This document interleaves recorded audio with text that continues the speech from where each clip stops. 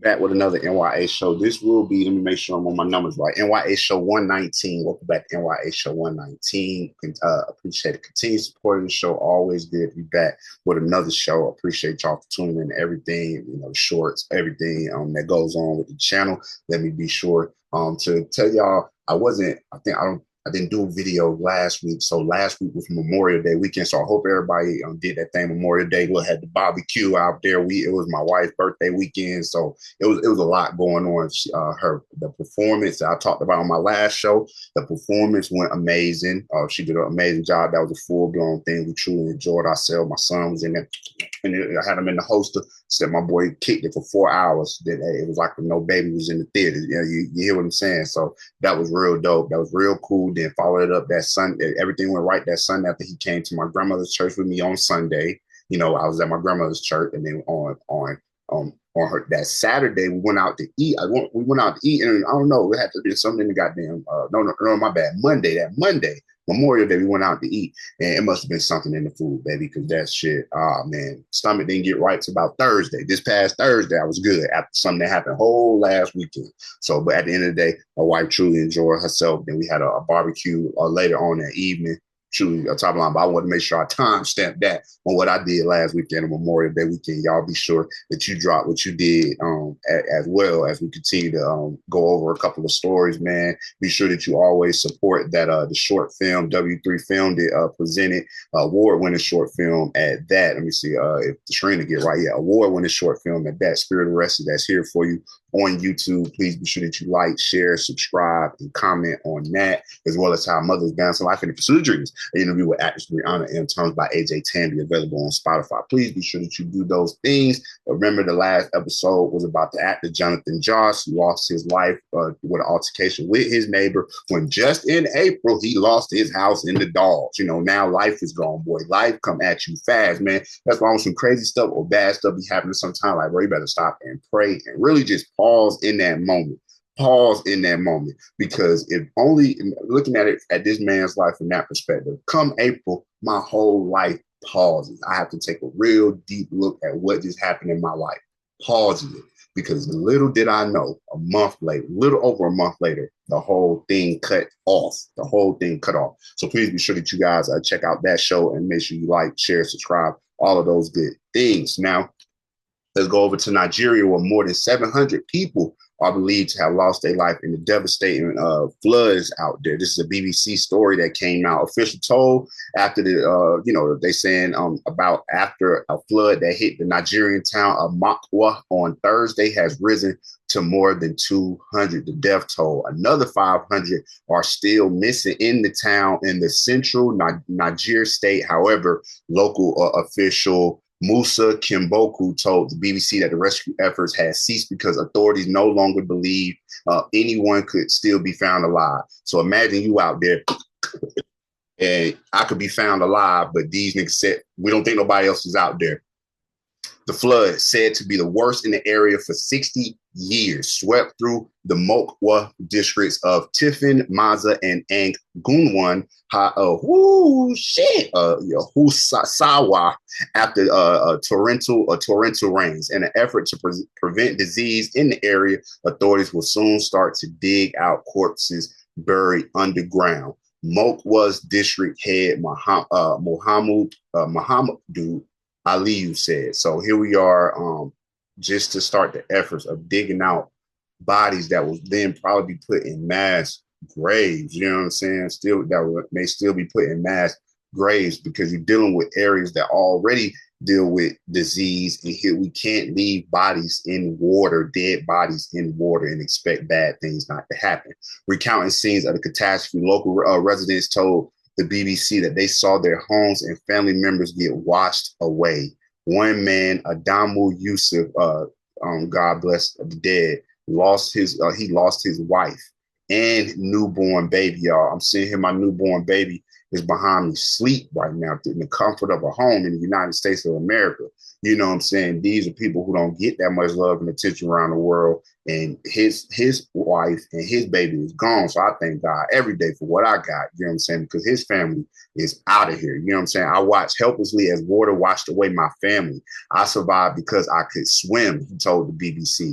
Another problem here, are we on the continent? Not only is the stereotype that Black people don't know how to swim outside of the United States, and still it's even I can 100% say that none of these people had a skill for swimming, but the way that he put it is that I survived because I could swim. Imagine if more of us knew how to swim in this scenario. Another resident, Suleiman, said the floods had left him homeless and destroyed lots of his cash business profits.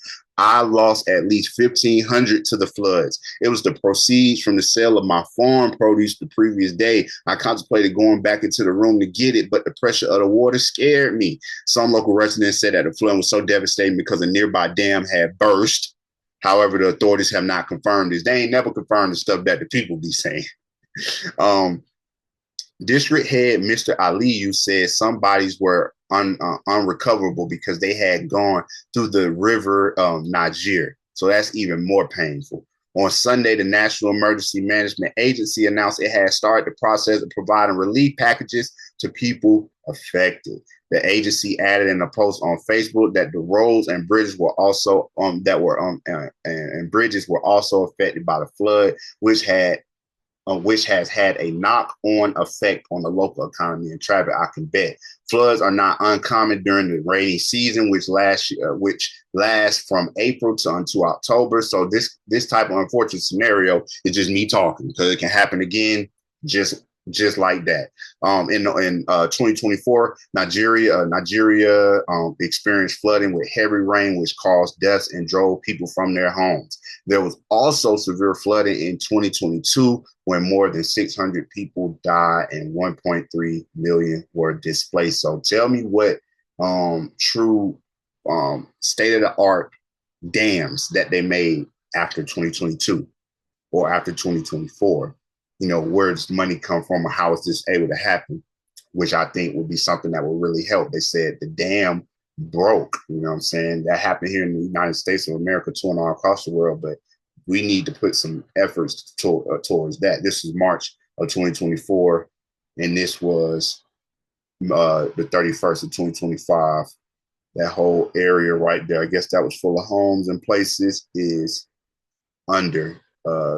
It's completely underwater. That's terrible.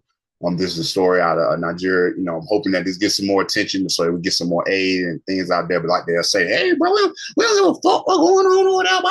You know what I'm saying? All that other stupid shit I be hearing. But more than 700 people believe they have lost their life in a devastating Nigeria floods. Be sure that y'all check out that story and let me know what y'all thoughts are on it. Then I wanted to bring us up to date. Let's go on a lighter note from the Atlanta Black Star. Okay, Mr. Travis Hunter, from the Jaguar Jacksons, and from the Jacksonville Jaguars, and his girl have tied the knot.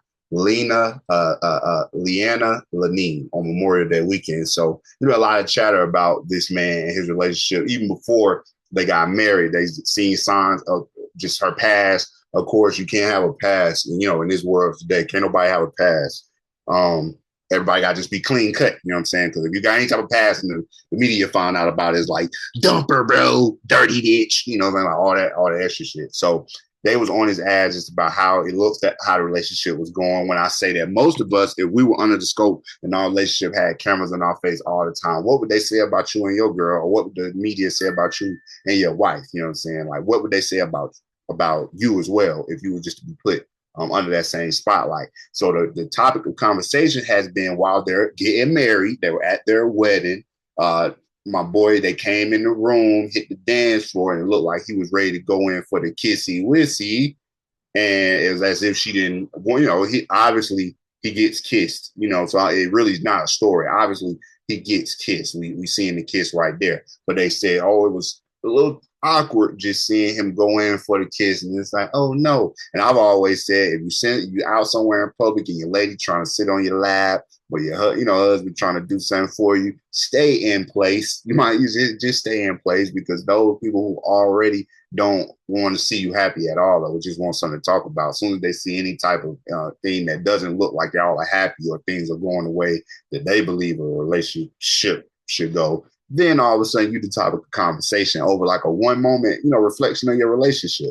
And I'm not seeing the video here. I initially seen it on the original post. There was a video, but the dude, okay, wait, this is damn shit. All these goddamn tabs open, getting a little hard to open, we getting shit to load. But from what I could see in the video, they came in. He was getting grooving, got to dance for around the waist, going in, and she just talking up to him. Like I said, I think it would have been better knowing that what they track record is with the media, that she just gave the nigga a kiss. But I was not at the wedding. I was not in that scenario. And of course, he already came in a little goofy too, like the way that he just came jigging in there. But like I said, that's a man wedding day. Everybody, I can act a fool, or come off a little funny looking on my wedding day. Can I? Supposed to be the happiest day of my fucking life. But overall, I don't see anything wrong with it. But y'all let me know what y'all thoughts on a relationship when it comes to how you are perceived in the public. You know what I'm saying? If you go in for a kiss, even if you're not at your wedding, if you go in for a kiss somewhere and there's a group of people around, and it seems as though your partner ain't giving up the luscious right there in that moment when you looking for it, would you feel a way, and do you care if other people saw that and had certain comments about it, like, oh shit, hope everything all right with them? That's the first thing they say if something like that happens. But like I said, it could be way more to the story. People just want to see things bad when it comes to this guy, when it comes to him and his relationship. They talking about, did he get a prenup or not? You know what I'm saying? Why he always get? Why he act like he never had no hoes? Like, they just say everything about the man. But at the end of the day, it was a nigga wedding, and you should be able to just you should be able to just enjoy yourself, right, without being scrutinized. But it's the N.y.a show. Let me know what y'all thoughts on this show. Like I said, the first story about what was going on over there in Nigeria. Prayers out